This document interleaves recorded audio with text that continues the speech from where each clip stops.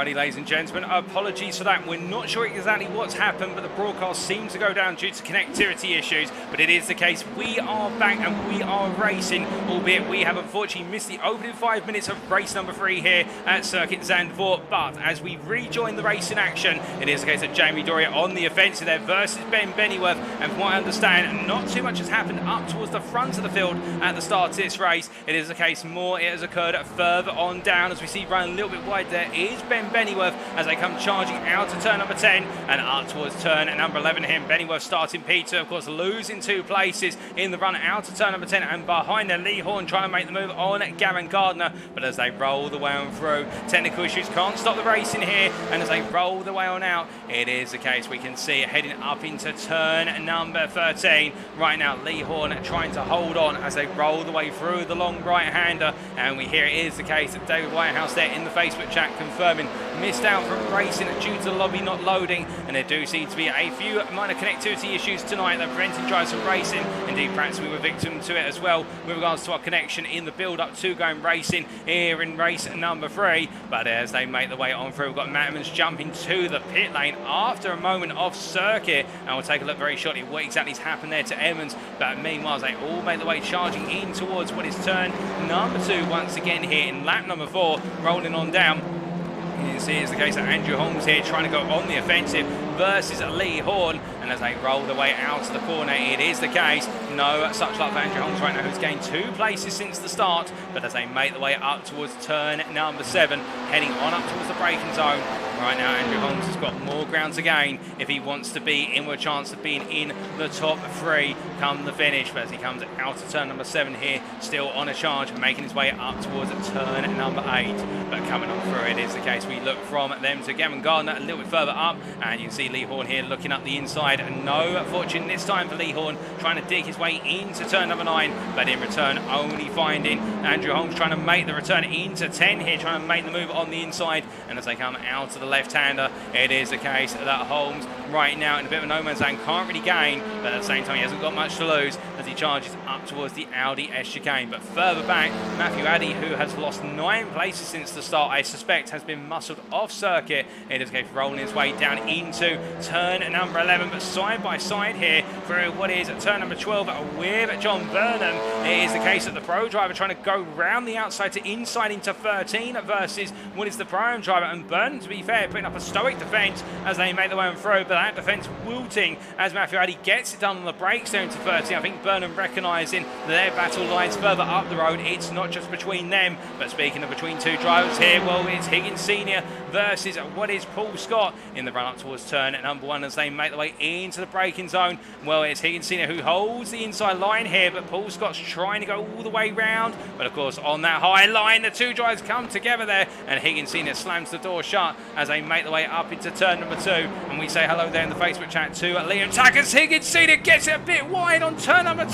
The car comes unstuck, and as he tried to rejoin a bit of contact with Paul Scott, it's a whack to the wall, and Higgins Senior in the end, much like Paul Scott having difficulty at turn 3 in race number 2, it's now Higgins Senior who's fallen victim to the turn 2 through to 3 complex. But meanwhile, up front, trying to hold on, having started on pole with reverse grip pole, Higgins Junior here defending into turn number 8, and Chris Daines on the inside of Jamie Dorey. And as they make the way through turn number 8 up into 9, you can see Daines out up the inside defending as hard as he possibly can. And as they roll their way up into turn number 10, we can see Dorey there all the way up on the inside versus Daines, squeezing himself to the inside into 10. Dorey knows that if Daines gets ahead, the battle's over and Daines will run away, or at least that's his idea, and that's why he doesn't want Daines gaining any ground. But of course, with all this in mind, it means that Higgins Junior is bought time to hold on, and you can see there that's Lee Horn up the inside of Gavin Gardner as they make the way through turn 11 into 12. And Lee Horn falls back here on the outside line, given the space, and Andrew Holmes stays with him as they make the way into turn number 13, and they roll the way on through, and as they head through the right-hander of 13, heading up towards 14, a bit of dust being kicked up there. I think that may have been Chris Daines, who's just had a slight run off circuit in order to try and carry some speed. But as they make the way down towards turn number 1, it's close, it's intense, it's personal between this top 7, in fact this top 8, as they all head down towards the braking zone here. And you see Daines doing a switchback, but almost losing the rear of the car under braking there into turn number 1, and my goodness, well caught that man. That could have been absolutely catastrophic for Chris Danes and indeed others around him, but in the end just catching the car in time. This shows you how hard he's pushing here and how much he's got to go in order to find his way past Jamie Dorey. These guys literally gunning it every corner, and you can see Lee Horn there running off circuit, trying to get a bit more speed out to turn number 3, understeering wide, and Andrew Holmes mimicking him as they make their way up the hill towards turn number 7, and as they charge the way through, Rob McGregor at the back of this pack, I think watching on and thinking, I want to be in amongst it. Well, he is gradually creeping closer here, and this is the top 8 separated by 2.5 seconds. Would you believe it? We're 10 minutes in to race number 3. We missed the opening 5 minutes due to disconnection, but it is the case. We're back, and we're right back in the thick of NXTCC, and that's what we love to see as they make the way into turn number 10, and Higgins Junior here finds himself battling in order to defend versus 2 drivers. It's going to be Chris Danes this time on the inside in the run out of 10, running to the outside of 11. Jamie Dorey meanwhile now on the inside in towards turn number 11 as they come onto the braking zone, and as they roll the way on in, Danes squeezes Dorey to the apex there, about just the right amount of room given, and as they roll the way around to the chicane, they now head up towards turn number 13. But indeed, in this long succession of drivers here, anything can happen at any moment, and you can see that Dorey tapping Danes on the back. As it is the case, Danes tries to get the run on the inside into 14 to upset Higgins Junior's momentum, but no way through as we ride on board here with Jamie Dorey as he heads up towards turn number 1, and as they charge on down, we do have Higgins Senior leaving the pit lane, albeit he's going to come out behind this big battle, and as they make their way into the braking zone, this time it's 3 wide. It's going to be Higgins Junior defending. Danes goes deep on the outside. Dorey tries to cut back, but there's no way through for Dorey at the moment, and Higgins Junior is compressing this field together. He's trying to get them all to fight one another as they roll the way into turn number 3, and Ben Bennyworth here, our prime leader by a sizable margin over Paul Scott, trying to hold on as well as they make their way through turn number 3. But as they roll the way on through, look at this further back, Lee Horn battling with Andrew Holmes now as they head up towards turn number 7. As they roll the way through the long snaking sequence of 4 through to 6, it is the case. You can see Andrew Holmes on the outside that has to lift off the car, understeering almost to the barrier there. And as they make the way through 7 right now, they all fall back into a line for the time being. But as they head into 8, at any moment, this could all pop off in terms of another move. And that's what we're waiting to see here. And I think it's going to be Chris Danes up the inside of Higgins Junior. Junior covers him off, however, he covers him on the inside just about. And Jamie Dorey tries to go around outside to inside. Elbows out here is now Danes is ready to go to the outside. Meanwhile, Bennyworth and Gardner side by side into turn number 10. And as they roll the way out along left-hander, here it is the case, heading down towards what is turn number 11, in towards the LDS chicane this time. And I think you're right there, Liam. It is the case. It could end in tears of the Facebook chat, but we hope it doesn't. Of course, we want to see it carrying on all the way to the finish. And Ben Bennyworth right now is saying, I'm not losing this place, even to a pro like Gavin Gardner. Gardner is being made to work for this incredibly hard. And as they roll the way into the right-hander at turn 13, notice that Addy, that Paul Scott, they are closing on this battle as well. And as they make the way through, Bennyworth on the grass, and he goes wide, he drifts out wide. Brings the car back together. That's going to drop him all the way out of the hunt for P4 in the top 5 finish, and that's unfortunate for the prime stacking with solo racing driver. But meanwhile, as they make the way down towards turn number 1 here, it is the case. That battle for the lead rages on at 7 minutes plus the final lap to go, and still we have 7 drivers in the hunt. In fact, we effectively now have what is, I believe that, unless I'm very much mistaken, what is 8 drivers hunting for the win, but it's the top 3 in particular who are right now in that contention as they roll the way out to turn number 3. But the field is not breaking open. It is only 8.5 seconds to P11 driver John Burnham from our leader. That is how much fighting is going on here. And as they roll their way up towards turn 7 this time, no change necessarily right now. But look at this, Chris Danes trying to make the return on Jamie Dorey into turn 7. He's going to have the inside line. He'll have the return to the inside line into turn number 8 as they make the way through. But Danes backs off there, I think recognising the fact that it's better to stay in the line than go too wide through 8. And as they head into turn number 9 right now, Danes takes a look. There's a bit of contact there with Higgins Junior, who goes slow on the brakes there. And Jamie Dorey trying to outbrake Danes, but Danes involved in multiple contacts there,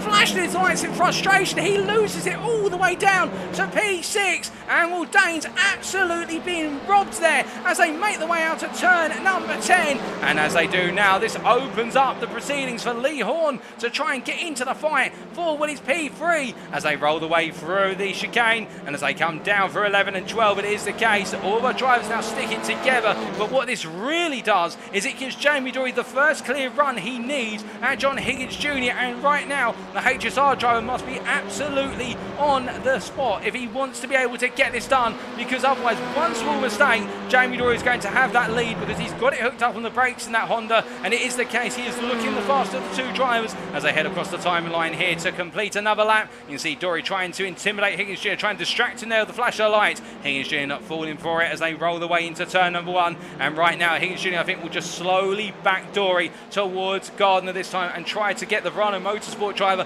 back into the fight here to make it a three-way fight for the win. Higgins Jr.'s defense relies on the two behind battling one another. That's not to say he can't defend, but as they make the way out to turn number 3, a bump between the two cars there, and that's a drag race all the way out to turn 3 up towards 7. Higgins Jr. will find himself on the inside if he holds on all the way up to turn number 7. They roll the way through 6, and Dorey on the outside onto the grass. He brings it back on, and he's still there. Jamie Dorey rally crossing his way round the outside here, and as they make the way out to 7 up into 8, is side by side into the right hand of turn number 8. My goodness, and Gavin Garner right now closing up behind, looking to make it 3 wide, but Dorey's around the outside, and will through sheer bravery, Jamie Dorey is into the lead of this race, hanging it all the way round through 3 corners, including a bit of grass in tow. And now can the Next Gen Racing Orange driver break away here with 5 minutes to go, well, less than 4 minutes to go, plus the final lap. Andrew Holmes, meanwhile, right on the back of the top 3. As they make the way down to the braking zone here for turn number 11. And as they roll the way into the right, into left combination here, it is the case. Andrew Holmes, I think at this point, feeling a bit of a pinch on the Elantra's tyres. It doesn't look as though the car wants to cooperate as much anymore, despite these cooler conditions. And as they head through turn number 13, it is the case, rolling on through. We're staying with this battle for the lead all the way to the finish, folks. It's not to be disrespectful to our drivers outside the top 10, but the battling just will not stop here. And you could see in the fact they're snaking their way down the start-finish straight.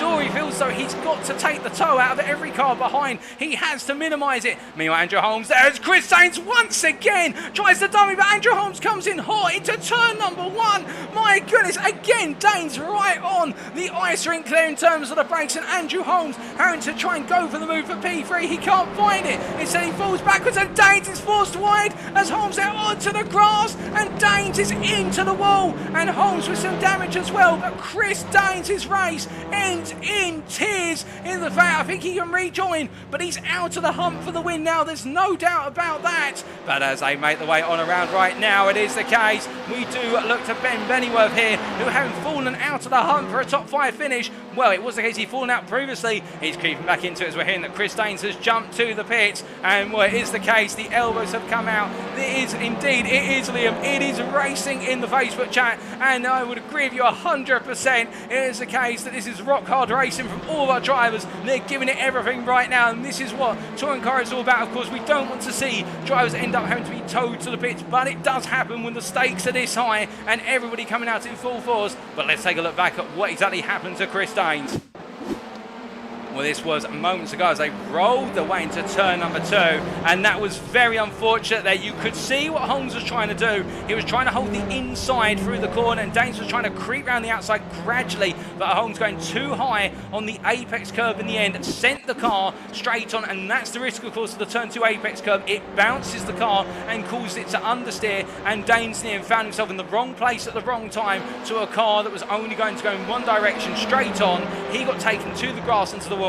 Holmes in the end picked up a small bit of damage, but by no means as much. And now with 2 minutes on the clock, 2 more laps to go, it is the case. We've had another battle of fall, and we can see here Lee Horn, meanwhile, trying to hold on to P3 as he's gone up the inside there of Gavin Gardner, just off camera. And in fact, Lee Horn now finding Gardner's going to go around the outside into 2. They roll side by side here, and they show it is a 2-wide corner if you're smart about it. And as they make the way through 3, Gavin Gardner not giving up here as they make the way out of the corner and up towards turn number 7 they charge.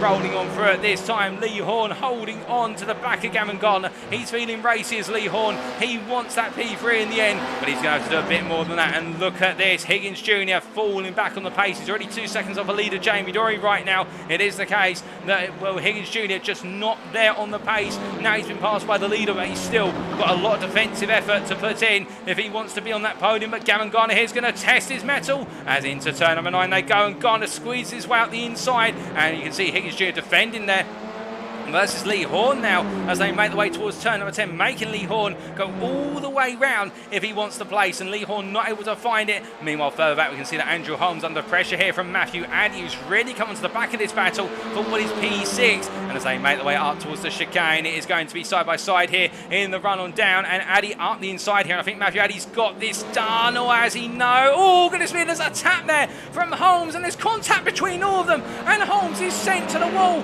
Meanwhile, here's the case of Rob McGregor tapping Holmes and being caught up in it and losing momentum. Paul Scott now tries to go round the outside, but it is the case Paul Scott can't make it a 3-for-1 special, only a 2-for-1 today, but Paul Scott right back up there now and chasing after Ben Beddyworth, who's in P5 but somewhat up the road. The white flag is out, the final lap is now upon us, but as they make the way to the timeline, Paul Scott here is going for P6. He wants to limit the damage to Ben Beddyworth in the championship as they make the way down towards turn number 1, and I think up the inside here Matthew Addy has not got a response right now. It is the case that Paul Scott finds his way on through. He gets the job done, but as they make the way out towards turn number 2, keep your eyes on Rob McGregor, who's trying to come on back. Meanwhile, in the battle for P3 here, it's Higgins Jr. with Lee Horn right behind him. We ride on board with Lee Horn as they make the way out to turn number 3, charging up towards turn number 7, and as they roar all the way up the hill at this point, it is the case that Lee Horn trying to stay as close as possible to his rival in the long run up towards turn number 7. They go onto the brakes here, and you can see Lee Horn literally so close he could reach out and touch that rear wing,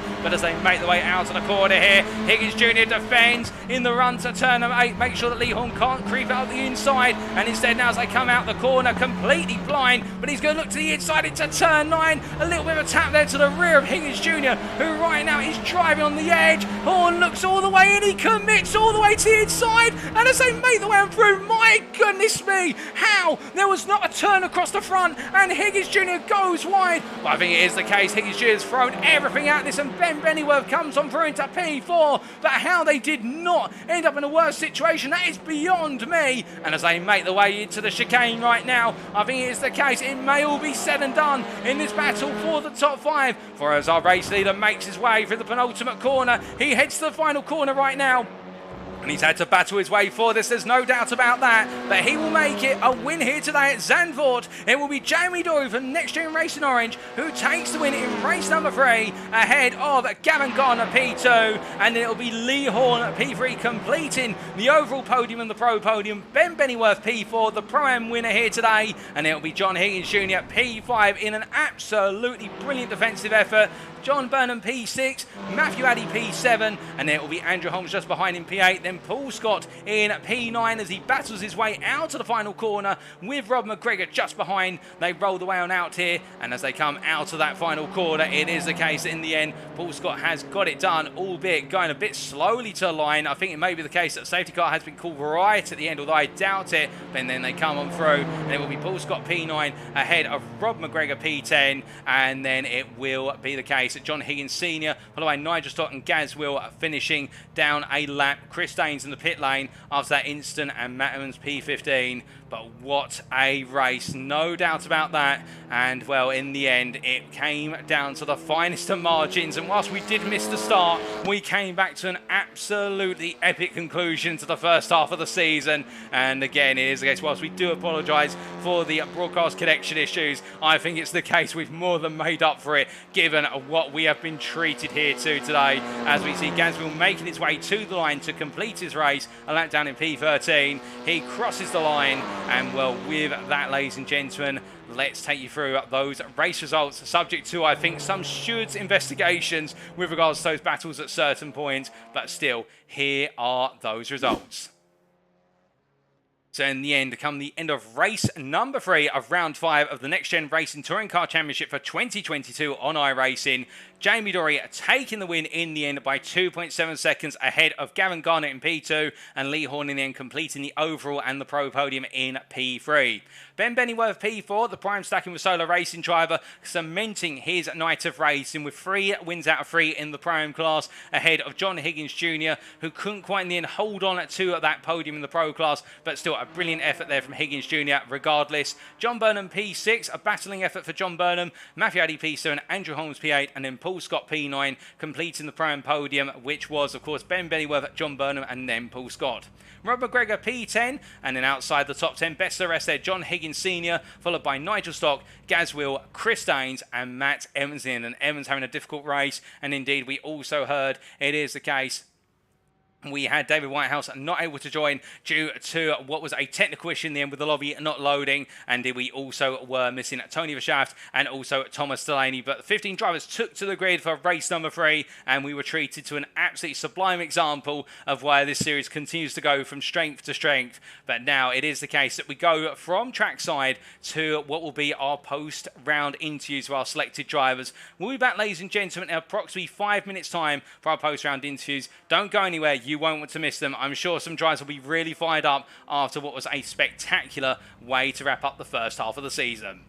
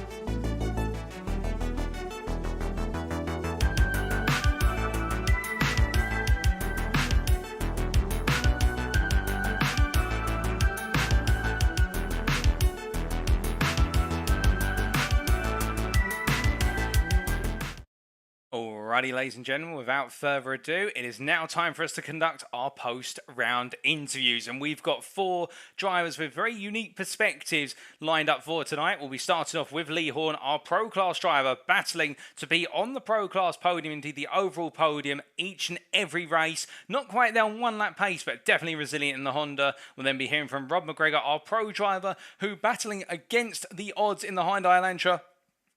Indeed, the HSR driver who really seemed to be on point in the first two races, but not having as strong a race number 3. And then we'll be hearing from our back-to-back race winner, Chris Daines, the Pro driver, 2 wins out of 2 in races 1 and 2, but then coming to an untimely end in race number 3 due to that incident at turn number 2. And then last but not least, our Pro-Am driver of Nigel Stock on what has been a stronger evening for him, battling for the Pro-Am podium and battling to be inside the top 10. But without further ado, it is the case that I do have Lee Horn joining me in the interview room. Lee, a second place in race 1, a second place in race number 2, and a third place in an absolutely intense race number 3. It's been an absolutely brilliant night for you. Oh, man, I am sweating a bit and absolutely buzzing. That was obviously my best race of the season. In fact, probably of the many of the past few seasons, results-wise, that's for sure. So yeah, that was just right up there with the best of them. I'm absolutely buzzing. It was really good. Yeah, very much enjoyed it. Oh, indeed. And just taking it all the way back to qualifying, we saw at first some good qualifying laps coming from yourself, and in the end, an absolutely stellar lap that put you right up there on what was the front rows of the grid. Qualifying perfect, or was there still a little bit more out there to gain? Yeah, it was pretty good. Again, this was my best qualifying of the season. It's probably the first time in a long time I've actually got a PB in quali. I usually get a good times in practice, come to quali and never get a PB or hit the times I've been hitting in practice. So for me, yes, it was one of my best qualifying. I got that lap in quite early, bankered it in, and I was pushing really hard on that last lap. I was only a tenth off my PB to try and get that extra tenth on there. Chris, that was a great pole lap by him. But no, that was a good qualifying for me. And in translating it into the race, we saw, of course, a strong start, which the Honda is known for at the beginning of both race 1 and race number 2. But it looked as though whatever you were able to try and throw at Chris Daines, particularly in race number 1, he had it covered off. Yeah, Chris was pretty much on it today. And again, I think it was a track that favoured the Audis. So you had to work really hard to try and get them. Very difficult to overtake when you've got two very quick guys that aren't really making any mistakes. So yeah, all credit to Chris and congratulations on his double win tonight. It was yeah, difficult to catch him, but the starts were good for race 1 and 2. I managed to hold that second place. Had a bit of a battle first of all with Tony in race 1, and then a lot of battling with Gavan in race 2. So yeah, thoroughly enjoyed that. Well, indeed, and with regards to that battling with Tony Verschaft in race number 1 with the Hyundai Veloster driver, we saw him continuing to mount pressure lap after lap until the very end, about 5 minutes from the end, where the Veloster seemed to fall off the pace. Were you feeling as though, as you went deeper into the races, the Honda seemed to come into a world of its own, given its ability to protect the tyres? Yeah, I felt reasonably comfortable to be honest. I'd done some practice with Jay both Monday night and Wednesday night, and I really felt quite at ease around this track in the car. If anything, I was a little bit quicker than Jay in practice, which is a first for the whole season. Jay's pretty much been cooking with me right through, so it was really nice to be in that position and feel that I had the confidence. So as the race went on, and certainly with that Veloster as well, you could see where it was quite strong. And all I needed to do was just keep putting my car in the right place on the apexes. If I've gone a little bit hot, just to pull it back in and keep him behind, and know the rest of it could I could work at it and keep him behind me. So it worked really well.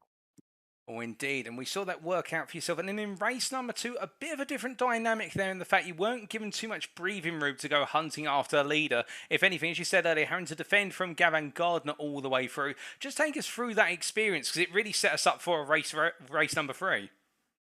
Yeah, it was fantastic battling with Gavan. I must admit, Jamie's raved about the quality of his racing, and he's been racing with Jamie quite closely with Jamie on track for most of the season. So it was my opportunity today to see if obviously what Jamie had said was right, and it very much was. He was very quick, very clean, very respectful, but extremely tough to keep behind. And yeah, he kept attacking me a lot. I was just keeping the car in the right place at the right times and defending where I needed to heavily. I was trying not to do obviously too much heavy defending because it slows us down, but where needed. Yeah, I managed to manage that through and maintain the place for the whole race, which was really, really pleasing.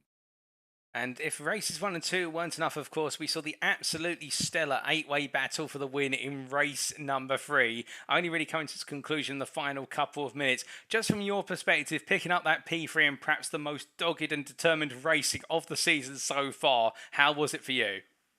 Oh, that's what this touring cars is all about. That's what this series is all about. That's the sort of racing that you want every race. Um, it ebbed and flowed a little bit. There was a bit of a slowdown as you saw through the right hander and the right hander again.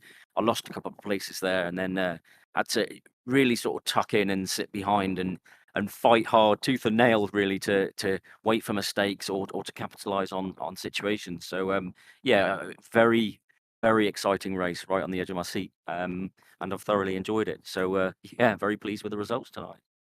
Oh, indeed. And being pleased with the results, of course, ending the first half of your season on a high, such a very high, in fact, and moving right up then the championship standings. We return in 2 weeks for the Knockhill Racing Circuit, of course, making our way to Scotland. How are you feeling for the Scottish circuit? Well, funnily enough, in my eagerness and keenness to continue to try and do well now after the break, I did some practice on yesterday, actually, after we'd practiced for tonight at Knockhill. And I really felt good around there, to be honest. That's chicane up and over the hill is really going to determine a lot of people's races, because if you get it wrong, it's wrong big time. But if you get it right, it's a really great battling track around there. So I'm very much looking forward to the thrills and the spills of what Knockhill's going to send us. Oh, indeed. We'll be looking forward to you taking to the Fife circuit in 2 weeks' time. But just before we let you go, Lee, is there anybody you'd like to give a shout out to or thank you to live on air? Yeah, usual people. I'll start with my wife first, because she's sticking her head in and waving at me because she's watching, which is nice. All our sponsors: Mark Sykes Designs, Thrustmaster, Fastar, Powermaxed, Russell Joyce of Joyce Design, Next Level Racing, and IMB Racewear. And of course yourself, Paul. I always watch your streams back, and they're really really entertaining to watch back. You do a fantastic job. So yeah, keep up the good work. Well, I'm sure our sponsors will be happy for the shout out to them, and thank you, Lee. It is the case. Whilst we may have missed the first 5 minutes of the final race, we came back to find that everything was kicking off at the right time. But most importantly for you, picking up three stellar results today and carrying momentum into the second half of the season. Thank you for joining us this evening. Congratulations on the triple podiums, and we look forward to seeing you again in 2 weeks' time. Thank you very much, Paul. Cheers. Bye bye.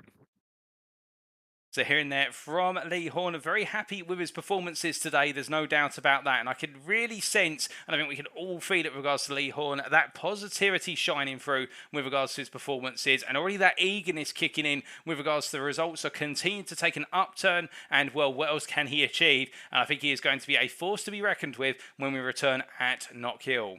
But coming from one force to be reckoned with in the Honda to a force to be reckoned with in the Hyundai Elantra, let's come to our second interviewee, and in particular to Rob McGregor. It is the case he's just waited to join us in the interview room, and the pro driver not being right up there today, the Elantra not being on the pace, but being there inside the top 10 in all 3 races. And let's hear his perspective on today's proceedings.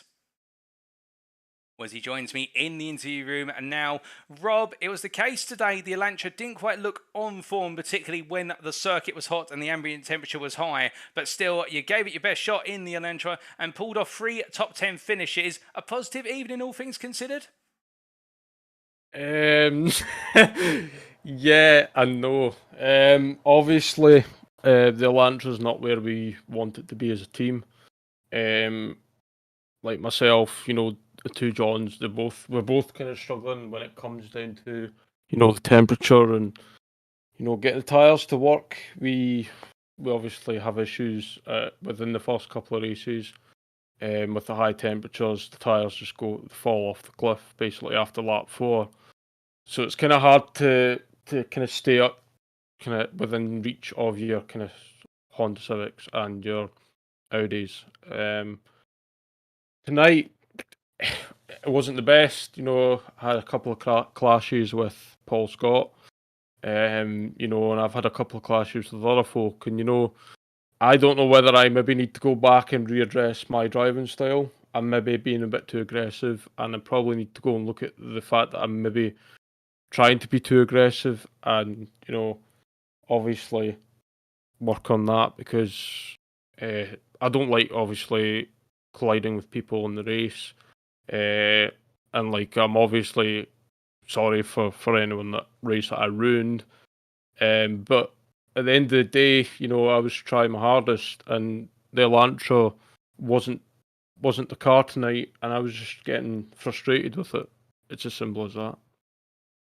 Indeed, it's the case. There were a few rough moments for yourself in those battles, but still trying to make the most of a car that wasn't quite on the pace here.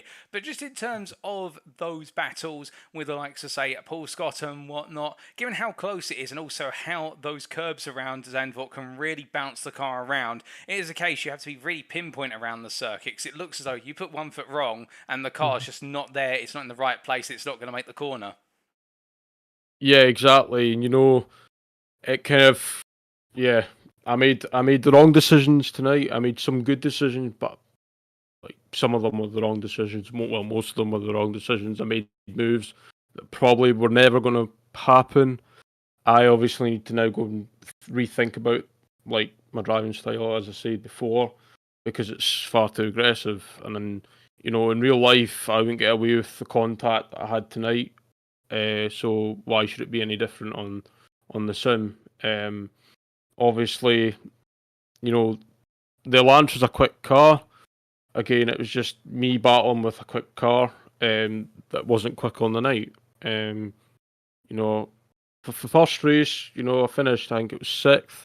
You know, I was happy with that, but then I struggled the second race. It felt like, you know, I didn't have any grip at all. I didn't have any straight line speed.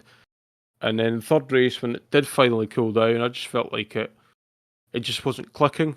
Like the car wasn't clicking, and it wasn't turning on as well. It should have been. So going on from this round into the next round, I really don't understand what we can kind of do.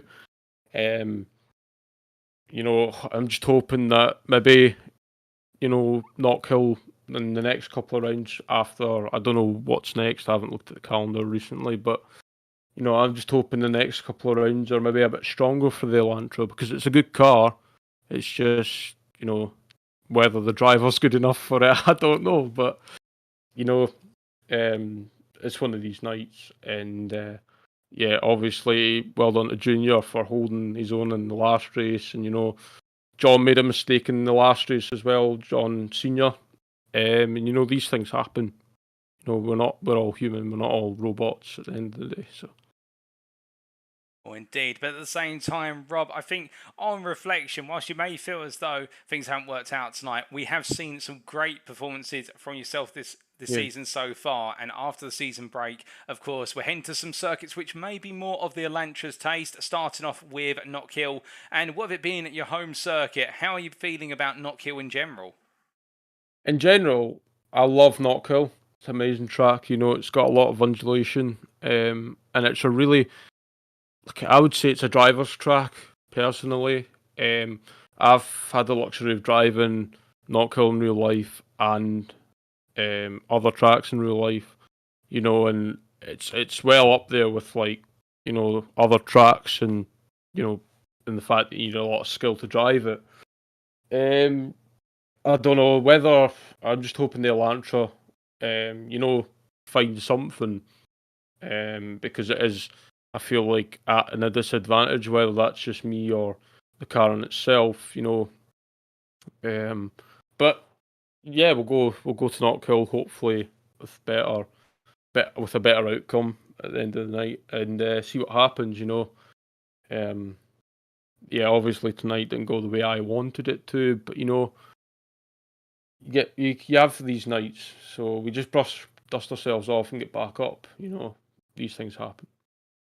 Oh, indeed, Rob. But still, whilst there's plenty to take a look at, analyse, and then look forward to recovering from, improving on going into the second half of the season, it's still the case that we've seen some fantastic racing from yourself and some great battles tonight between yourself and other drivers. And just before we do let you go, is there anybody you'd like to give a shout out to or say a thank you to live on air? Obviously, shout out to Junior and John Senior. They did amazing tonight as well. They're obviously having the same issues as me, so yeah, just keep going, guys. And obviously, to anyone that watches the stream, you know, people that tune in every week in, week out, and obviously yourselves, and you know, the guys who set up the leagues, the kind of sessions every kind of week. So, yeah, mainly you guys as well. Well, I'm sure everyone will appreciate that, Rob, and thank you for the very kind words to us at NXTGEN. But with that, we do look forward to seeing you take to the Fife Circuit in 2 weeks' time. Yeah. But until then, congratulations on the 3 top 10s tonight, and we look forward to seeing you out on circuit in 2 weeks' time. Hopefully a positive outcome next time. But thanks for having me again, mate. I appreciate it. It's a pleasure. Thank you. So hearing that from Rob McGregor, a bit of a downbeat Rob McGregor tonight in the fact that things haven't quite worked out with the Elantra, and it does seem to be the puzzle that keeps on having the pieces become jumbled for HSR. The car just does not seem to be where they want it to be, particularly in the last 3 rounds. The car's just not on the pace compared to what they want, and particularly those high track temperatures are starting to confound the team. But I'm sure they'll find the way through eventually, because tonight we saw Rob McGregor put in a brilliant qualifying lap and also deliver that P6 in race 1. But it was races 2 and 3 where things just started to drop away. But to be fair, if we know Rob McGregor, indeed HSR as a whole, the Higgins family members as well, it is the case that they will come back stronger each and every round. And with a 2-week break on the cards, they have got plenty of time to take it away, think about it, and then come up with the new strategy. But it is the case that going from a team and indeed a driver looking for a new strategy to a driver who I think felt as though it didn't quite go to the full strategy planned, Chris Daines, and we'll be hearing it from our 111 driver now as he joins us in the interview room. Chris, back-to-back wins, races 1 and 2, right in the thick of the fighting in race number 3, and in a bit of contact at turn number 2, saw it all go the wrong way for a P14 in the end. But on reflection, 2 dominant races, a qualifying session with a brilliant pole lap, and right in the thick of it of race number 3. What's not to love? The incident. It's been a good night. It just yeah, I was having so much fun in that 3rd race. I made a mistake myself, and then yeah, for it to end like that, it's a bitter pill to swallow, I must admit. Oh, indeed. But dissecting things over the course of the evening, and with your qualifying session in particular, right from the start, we saw a constant theme if you take provisional pole after provisional pole, even when we had the strike back for Jamie Dorey and also the likes of what was Lee Horn.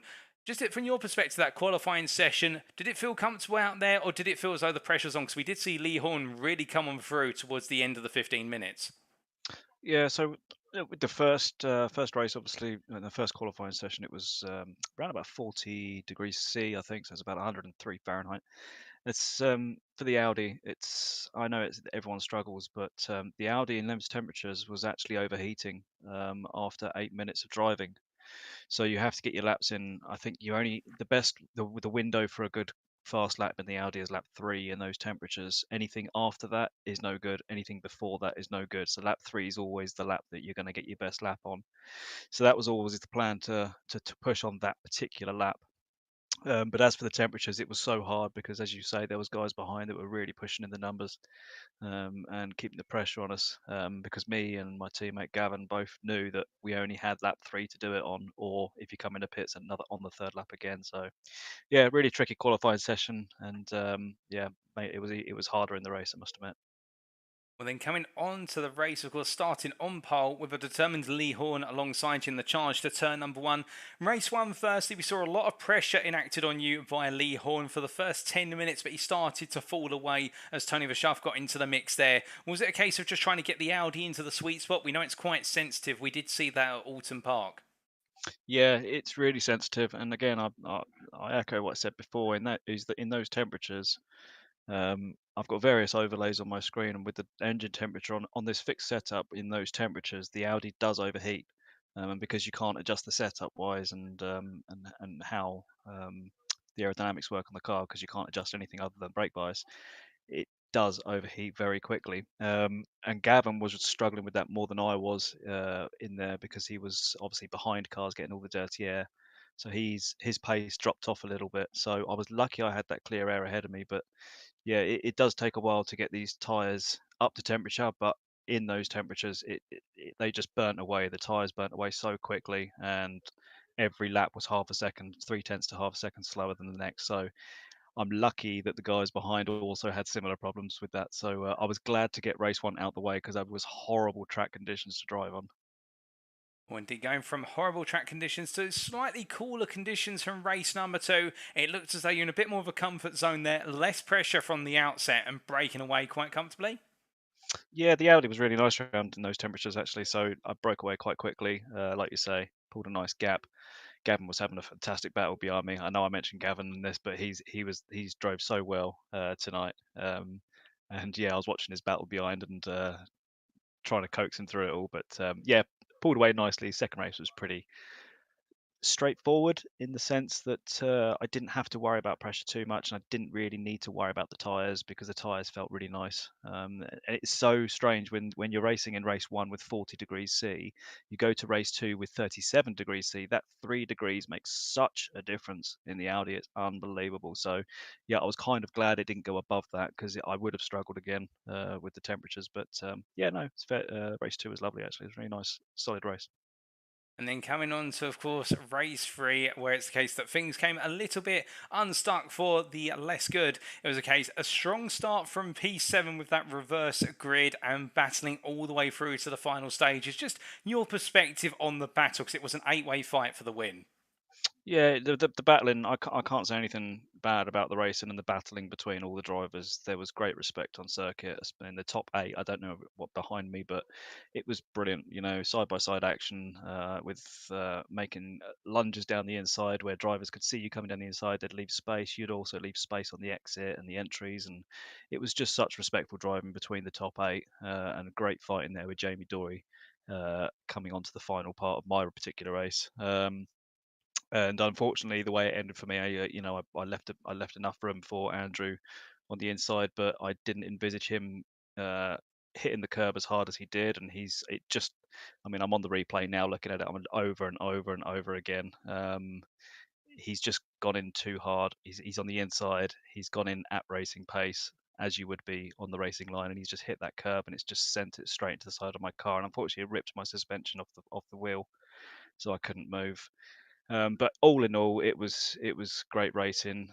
Really disappointed it's finished this way for me because I think that's pretty much I was desperately trying to charge up to Jamie in the championship, but I think that DNF's pretty much called it for me because obviously I missed round one. So, but I'm still going to be pushing on as ever and as hard as ever to try and get some more wins and put Jamie under pressure and help my teammate get in the top two, potentially the win.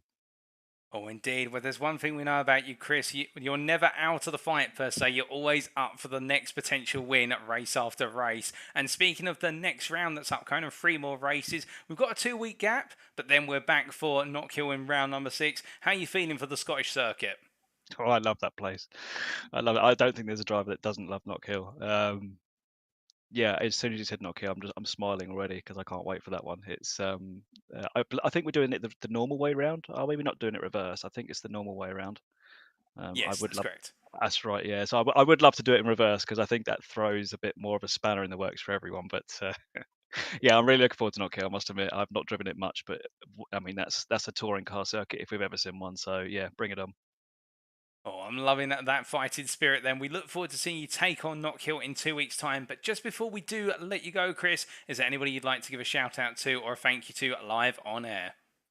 Yeah, so I usually give a shout out to the usual people. Obviously, I shout out the sponsors in Verana Motorsport, but particular tonight, I do want to give a big shout out to all the drivers on the grid tonight because I know there was a few heated battles, but in general, I think the driving tonight was absolutely brilliant. It was spot on. It was probably the most fun race, especially at the end there for me. I don't care how it ended at the end of the day. The driving standards, the battling, the side by side, the respect, and the chat we all have afterwards between each other. It makes you just want to come back and just keep going at it because there's no bad blood between anyone. So just this time, I just want to give a big shout out to all the drivers on the grid. So yeah, congratulations to everyone. Oh, that's absolutely brilliant to hear, Chris. Indeed, a ringing endorsement for a series that continues to go from strength to strength. And indeed, if anybody's watching right now, sat there thinking, where do I sign up? More details to come at the end of this broadcast, because we definitely would love to have more of you out on track. But with that, Chris, thank you as always for joining us in the interview room. Sorry that it didn't quite work out in race number 3, but still 2 solid wins, races 1 and 2. A good night intermingled with the difficult race ending. But we look forward to seeing you in 2 weeks' time. Until then, all the best. All the best, Paul. Thanks for the broadcast. Brilliant job, mate. Take care.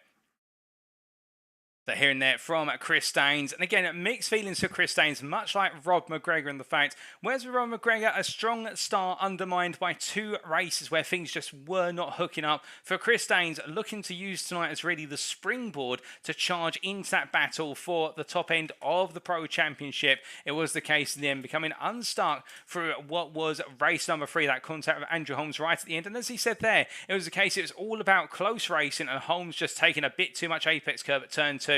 And Dane's been in the wrong place at the wrong time and being sent off the circuit, and the suspension being taken out, and he wasn't able to rejoin on the circuit. But still, never say never, to be fair. We've got 5 rounds of racing to go, and you never know what could happen. It could be the case that our championship leaders fall victim of a similar situation, and Danes is right back in there. It's not over until the final checkered flag falls. And I can imagine that Chris Danes will only be spurred on when we're at Knockhill in 2 weeks' time. As he was saying himself, the ultimate touring car circuit there.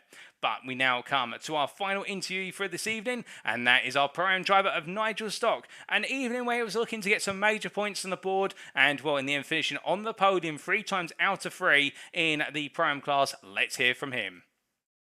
So as he joins us in the interview room, Nigel, today, after Oulton Park being a difficult round last week, it was always going to be about trying to get those podium finishes in the Pro-Am class. And in the end, it was a case, 2nd place in the Pro-Am class in race 1, the same in race number 2, and race number 3, battling in the end for that 3rd place on the Pro-Am podium. A positive night on the whole, or was it a case there's a bit more out there, do you feel? I feel there's probably more out there, yeah. Definitely. Indeed, throughout the evening, it was looking as though the Honda Civic had good pace in it, and in qualifying in particular, not able to contest Ben Bennyworth, but still a solid qualifying lap there. Do you think it was the case there's more time out of the circuit, or was it that was the best you could get out of the car? On the last lap, I was about, I can't remember, it was between 3 to 4 tenths up on it, and then I went wide at a certain corner, got a 0x, and that was that. So yeah, I feel like I could have probably qualified around Bennyworth, maybe even in front of him, but it wasn't to be. That was unfortunate in qualifying to lose out on that faster lap, but still, going into race number 1, we saw some brilliant battling between yourself and the drivers around you in the battle for really P8 through to P12 there. It was very close all the way through. Did you enjoy the battling? It looked tight.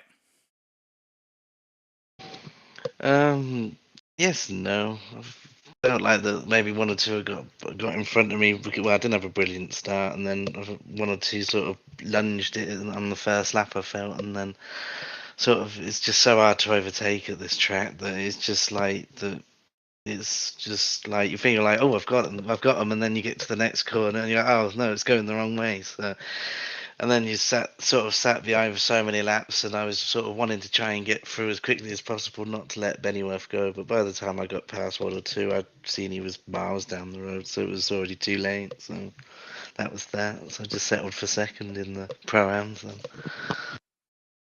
Oh, indeed. But whilst Bennyworth had got away, one of your major rivals, not to be Bennyworth, Paul Scott, you're able to outpace him over the course of the races there.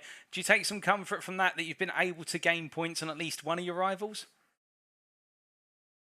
Yeah, I'm just a bit frustrated. I feel like I could have got more in race 3, but just too many.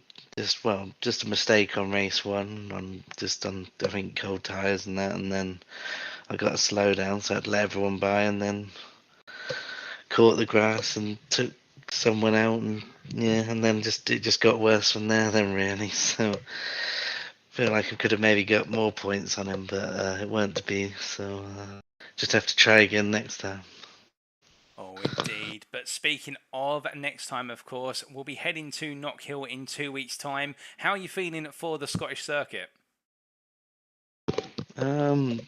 I'm not the biggest fan of that track, but hopefully with the Honda might be good there. It's always faster in the corners, but it's always down the straights. He just seems to struggle to get alongside some of the other cars, so sometimes you sort of get stuck behind cars for lap after lap and wait until their tyres sort of go off a bit, and then that's when you can get by. So, but then obviously it being in Scotland, it might not be. It's not probably not going to be as warm there, so they might have a bit more of an advantage as well. So, I have to see how we can get on.